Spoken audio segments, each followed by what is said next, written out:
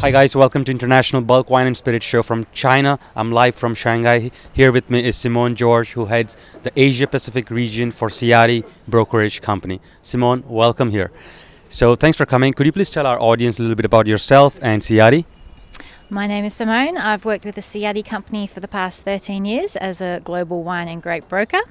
I oversee the Pacific Asia department and specifically China. This is why we're here at IBWSS here in Shanghai. Great. So I think you've been trying to work in China for about 3 years. I believe you guys have started China operations. It's been about 3 years, I believe.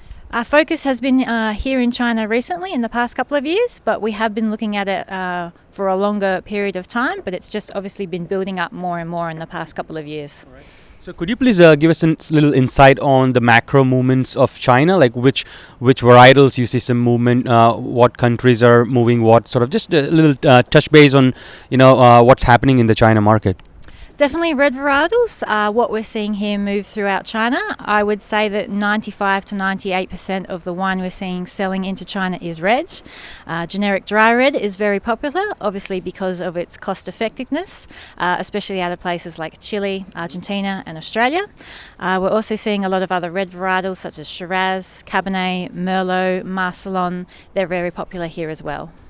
Sure. So I think a lot of bulk wineries were trying to enter the China market and also the OEM producers around the world. Any tips you can share for them on how they can navigate the marketplace? I think patience, understanding the culture, definitely have to be on WeChat, and you definitely need to be here in China on a regular basis. Gunbei all the way. You do have to do it. It is part of building the relationship with the buyer. Absolutely spot on. I agree with that. What kind of marketing do you think wineries can focus to help, their customers like retailers and restaurant? What have you seen that works the best? I definitely think just being here on the ground, having regular contact with the buyer, making the effort to get over here, have the dinners, be available. WeChat, Weibo, everything you can possibly imagine, because they are very online focused, and that's the way they're going to continue for the future.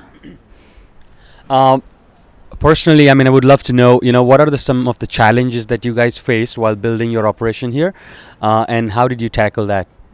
So initially we didn't have any team here on the ground in China, so obviously language and culture was the biggest issue for us going forward. We now have 2 staff members here in Shanghai, located near the Hongqiao airport, and having them on board is just making such a absolute change for our business. They understand everything so much more, and they can feed that information back to the rest of our team in all the different countries. Fantastic. While I'm learning more and more about China, I can see some opportunities for actually China exporting. How do you see that playing out? Yes, it's definitely becoming more and more potential. We're actually starting to see some inquiries come through from different countries, France, Australia, asking for bulk wine out of China.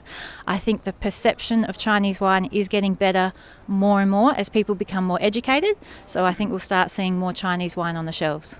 Fantastic. So any ending tips for the wineries who are trying to grow their market share in China? Definitely get over here, enjoy the experience and immerse yourself in the culture. Thank you very much. Thanks again, Simone. Thank you. See you.